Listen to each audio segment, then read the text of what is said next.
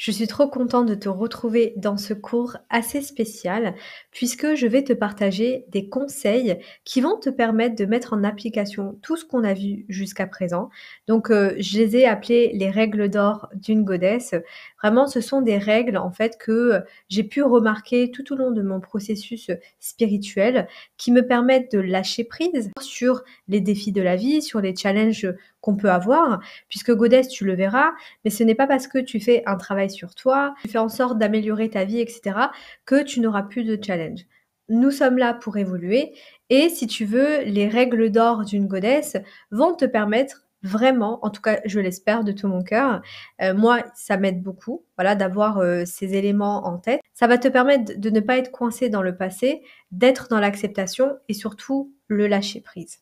Alors, la première règle, à comprendre et à intégrer dans ta vie, la personne en face de nous est toujours la bonne personne. Peu importe si c'était une relation toxique, une relation où vraiment on t'a traité très mal, normalement avec tout ce que tu as pu voir jusqu'à présent, tu le sais que la personne en face de toi est toujours la bonne personne puisque en fait, elle est en adéquation avec ce que tu dégages, avec ta vibration, avec ton énergie et avec ta fréquence. Sinon, goddess, elle ne serait pas dans ta vie.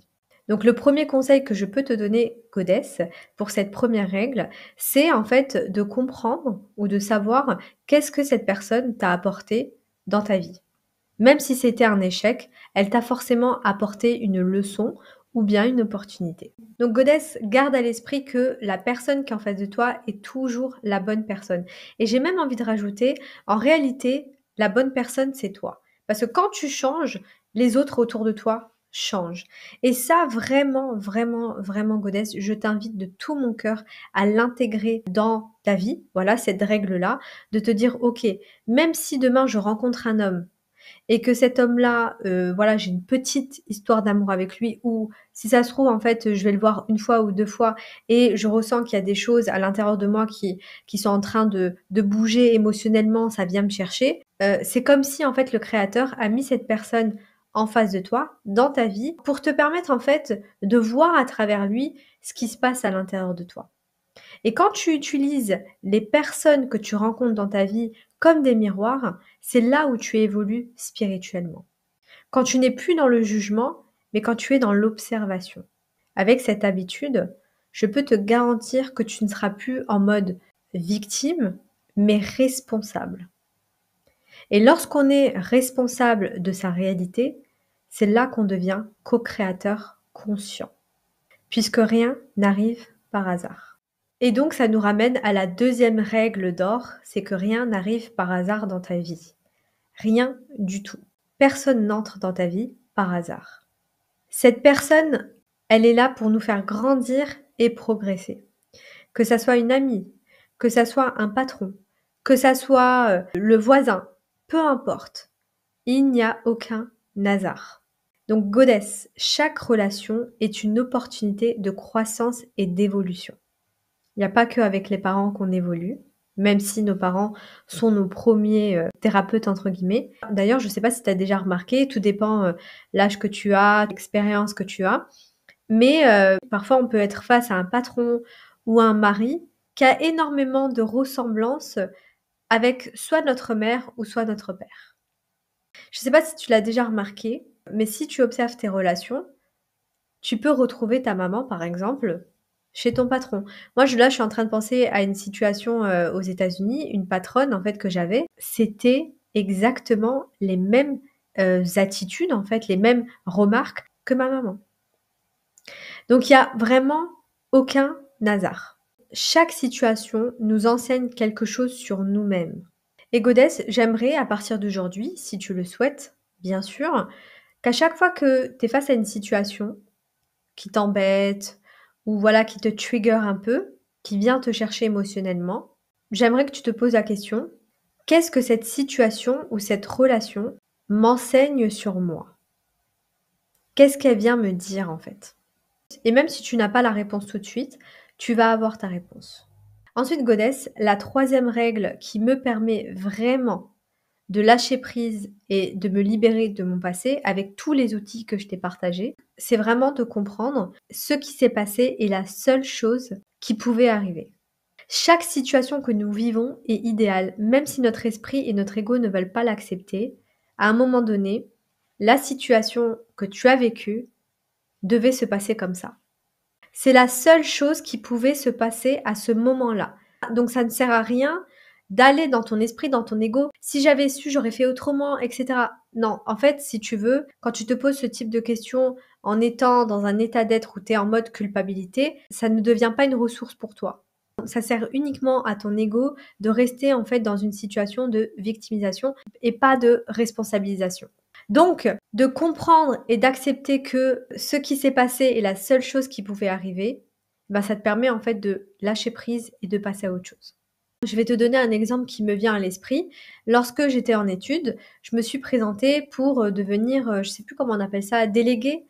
Enfin bref, pour représenter en fait la classe. Donc je suis passée devant à peu près une centaine de personnes pour donner un speech et je me suis retrouvée face à des personnes déjà où la plupart en fait ne pouvaient pas me voir et si tu veux, j'ai tellement stressé, j'ai tellement perdu mes moyens que j'ai raté ma présentation.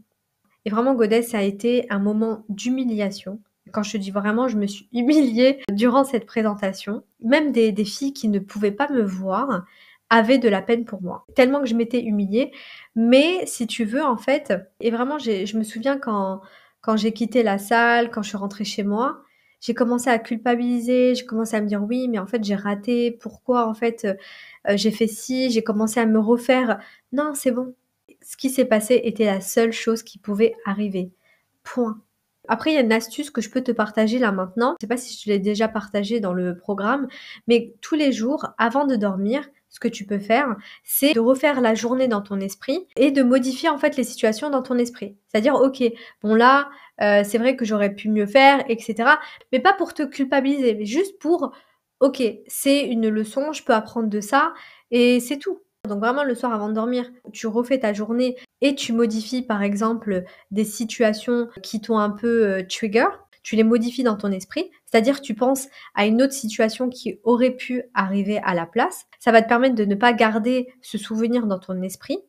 Et avant que tu regardes cette vidéo, dis-toi que tout ce qui s'est passé était la seule chose qui pouvait arriver, point. D'accord? Dis-toi, Godès, que tu as toujours le pouvoir de choisir, de nourrir en fait une situation dans le passé ou d'avoir la discipline mentale de se dire, ok, non, c'était la seule chose qui pouvait se passer, point.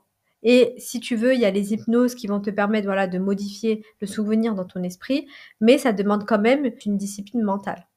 Alors pour cette règle, Godès, vraiment, elle est super simple et très très importante. C'est de comprendre en fait que tout naît, tout progresse, tout se développe, tout diminue et tout meurt.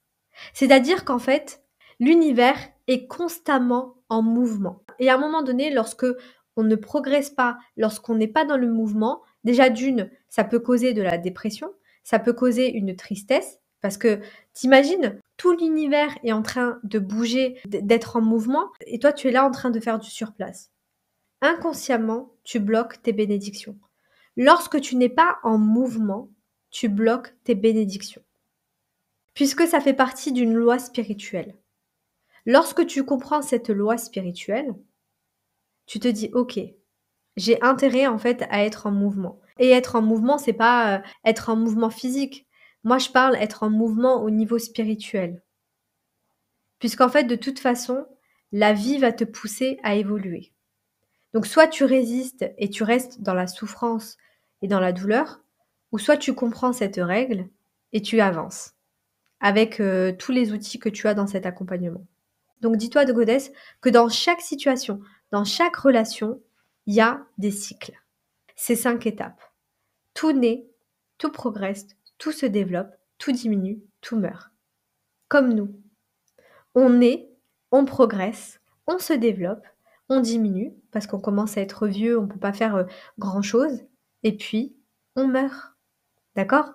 C'est pareil pour les relations amoureuses, c'est pareil pour les amitiés, c'est pareil pour le travail, les enfants, etc.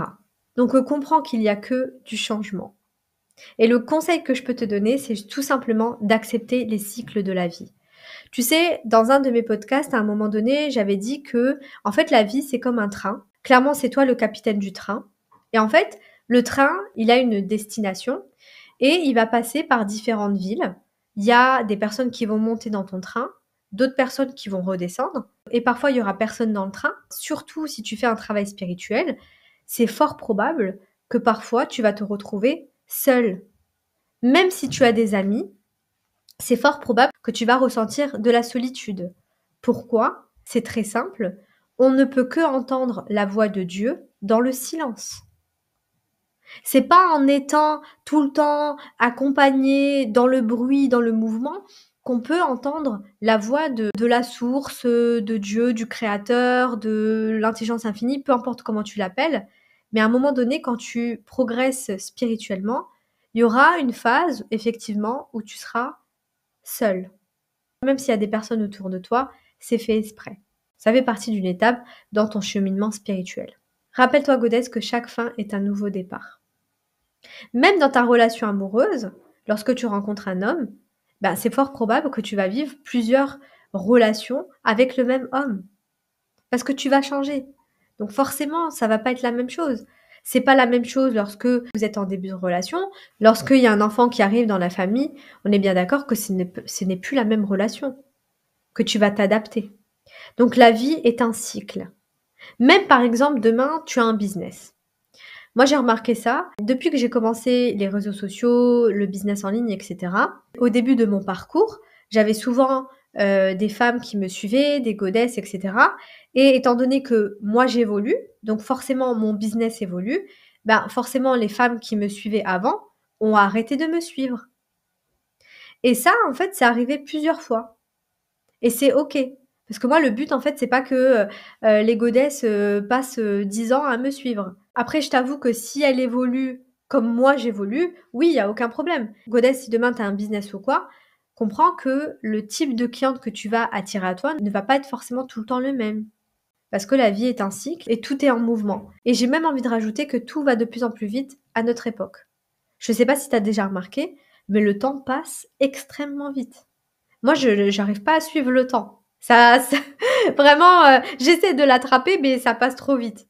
Il y a des explications, je t'invite à faire tes recherches, mais quand tu comprends qu'en fait, toute chose naît, progresse, se développe, diminue et meurt, ça te permet vraiment d'apprécier à fond le moment présent. Tu sais, ça me fait penser, comme quand on a des enfants. Bah, ton enfant, il va avoir une fois 2 ans, il va avoir une fois 1 an. Après, ça y est, c'est bon, c'est fini. Il se développe, il progresse. Donc perso, grâce à cette règle, ça me permet vraiment de profiter à fond du moment présent et ça me rassure lorsque je passe un moment difficile, lorsque je passe une épreuve, lorsque vraiment dans ma vie c'est un peu le chaos, je me dis OK, non, c'est que de passage. Voilà, tout est de passage. Là, ça va pas être ma finalité jusqu'à le reste de ma vie, non. Et c'est ça qui est bien quand tu as de l'expérience, c'est que tu peux comparer à tes anciennes expériences, épreuves, où justement tu as passé des moments très difficiles, où ça allait mieux, et ça te permet tout simplement de garder la foi.